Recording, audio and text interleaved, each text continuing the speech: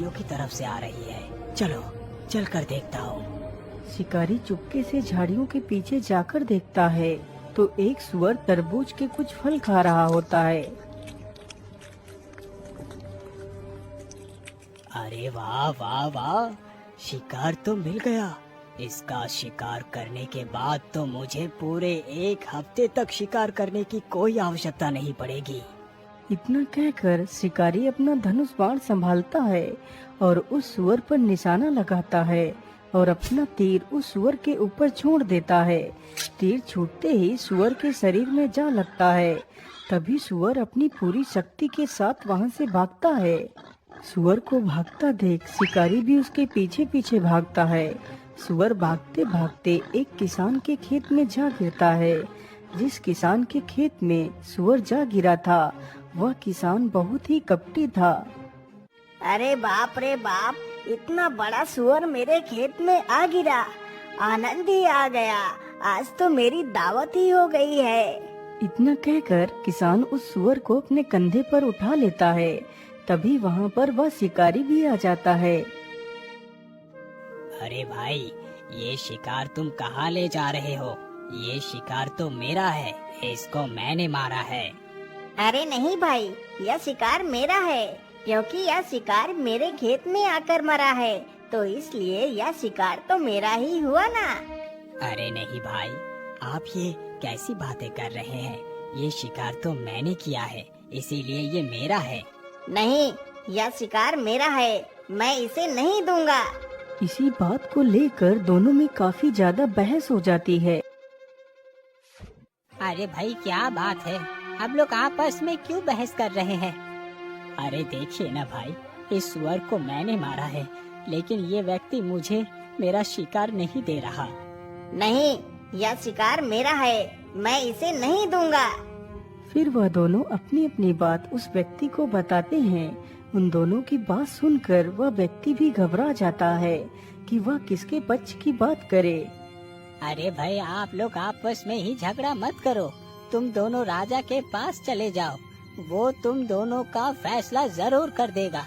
इतना सुनकर दोनों व्यक्ति राजा के पास जाते हैं और अपनी अपनी समस्या उस डाइन को सुनाते हैं।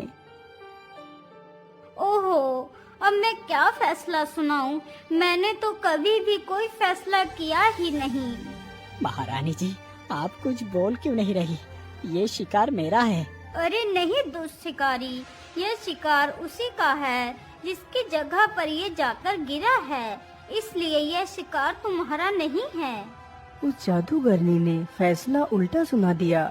बेचारा शिकारी दुखी होकर वहाँ से चला जाता है और फिर से जंगल की ओर जाता है।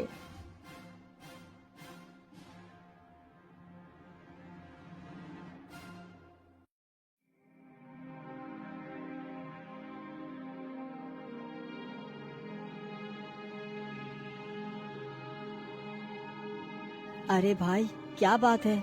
आप इतना उदास होकर क्यों बैठे हैं?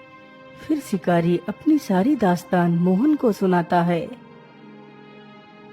ये तो बड़ा ही गलत हुआ, लेकिन महाराज ऐसा गलत फैसला कैसे सुना सकते हैं? अरे भाई, फैसला महाराज ने नहीं, बल्कि एक बूढ़ी महिला ने सुनाया है, जो अब इस राज्य की महारानी बन चुकी है। लेकिन महाराज के होते हुए दूसरी महारानी फैसला कैसे सुना सकती है? चलो मेरे साथ, जरा मैं भी तो देखूं, आखिर नई महारानी कौन आ गई है। इतना कहकर मोहन राजमहल में पहुंच जाता है तो देखता है राज्य की महारानी कोई और नहीं बल्कि वही जादूगरनी है जिसको उसने वह चकमक डिबिया दी थी। अरे जादूगरनी, आप इस राज्य की महारानी कब बन गई? अरे बेवकूफ लड़के, क्या तुझे सारी बातें बताना जरूरी है? तुझे दिखाई नहीं देता कि अब मैं महारानी बन चुकी हूँ। आप महारानी बन गई है, अच्छी बात है, लेकिन गलत फैसला सुनाना ठीक नहीं। अरे बेवकूफ, मैं चाहे कोई भी फैसला सुनाऊं, ये मेरी मर्जी है। मैं जो चाहूंगी वही फैसला सुनाऊंगी। अपनी सलामती चाहते हो तो चुपचाप यहाँ से चले जाओ। इतना सुनकर वह दोनों वहाँ से वापस चले जाते हैं।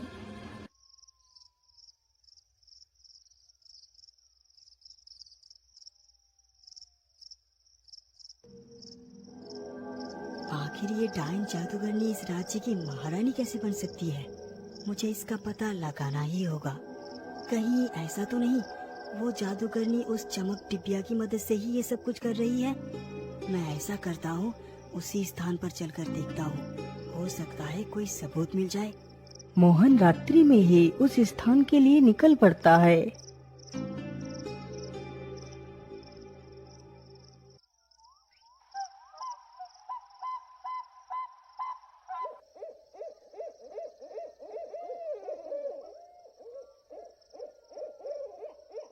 हे जादुई पेड़, मेरी मदद करो।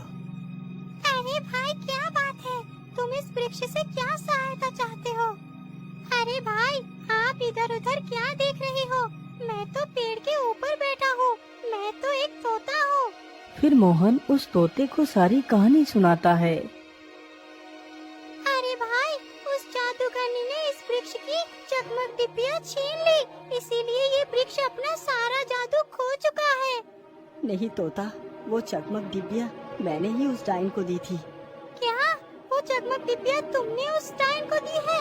लेकिन क्यों युवक, तुम्हें पता नहीं वो जादूगरनी उस चकमक डिबिया की सहायता से विनाश ला सकती है। अरे तोता, मैं उस चमक डिबिया की शक्तियों को नहीं जानता था। मुझसे बहुत बड़ी भूल हो गई है। तोता, क्या इस मुसीबत का कोई उपाय नहीं है? उपाय तो वो चमक डिबिया स्वयं है।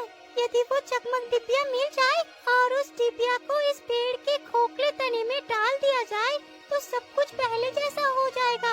लेकिन अब वो चकमक डिबिया हमारे हाथ नहीं लग सकती, क्योंकि मैंने उस डायन को ढूंढने की बहुत कोशिश की, लेकिन वो कहीं नहीं मिली। अरे तोता, मैं जानता हूँ कि वो डायन कहाँ है। वो डायन ही तो हमारी राज्य की महारानी बन बैठी है। ओह, अच्छा, तो वो डायन महारानी बनकर बैठी है।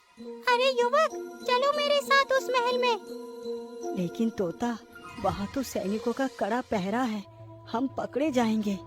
युवक, तुम चिंता ना करो, तुम महल के बाहर दूर खड़े रहना। मैं उड़कर जाऊंगा और उस चकमक डिबिया को उठा कर ले आऊंगा। इतना सोचकर दोनों चुपचाप उस डिबिया की तलाश में निकल पड़ते हैं। दोनों चलते चलते जल्दी ही उस महल के करीब पहुंच जाते हैं।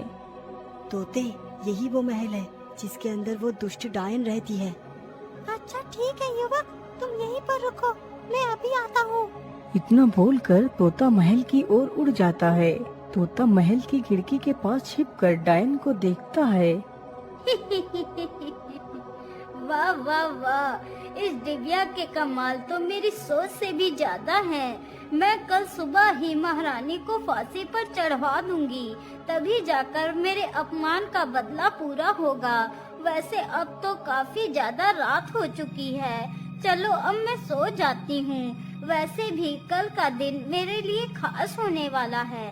इतना बोलकर जादूगर ने उस चकमक डिबिया को वहीं पर रखकर सो जाती है। मुझे लगता है ये डायन अब सो चुकी है। चलो मैं जल्दी से इस डिबिया को उठाकर ले चलता हूँ, यही अच्छा मौका है। इतना सोचकर तोता उस चकमक डिबिया के पास जाता है और जल्दी ही उस डिबिया को अपनी चोंच में दबाकर वहाँ से उड़ जाता है। ये लो युवक, तुम इस चकमक डिबिया को अपने हाथों से इस खोखले तने के भीतर डाल दो। इतना सुनते ही मोहन उस डिबिया को उस खोखले तने में डाल देता है।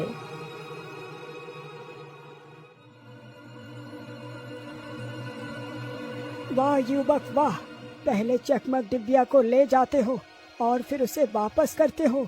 मैंने तुम्हारे जैसा इंसान तो नहीं देखा। नहीं नहीं वृक्षदेव, ये डिबिया मैंने नहीं बल्कि उस डायन ने ले ली थी। वृक्षदेव, मैं चाहता हूँ कि आप उस दुष्ट डायन को इसकी सजा दें, क्योंकि वो डायन बहुत ही दुष्ट है।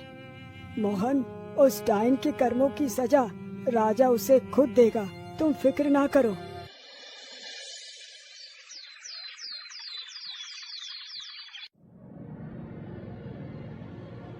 अरे महाराज, आपको इस कारागार में किसने डाला? आप रुकिए, मैं अभी आपको खोलता हूँ। अरे दुष्ट डायन, तुम मेरे शयन कक्ष में क्या कर रही है?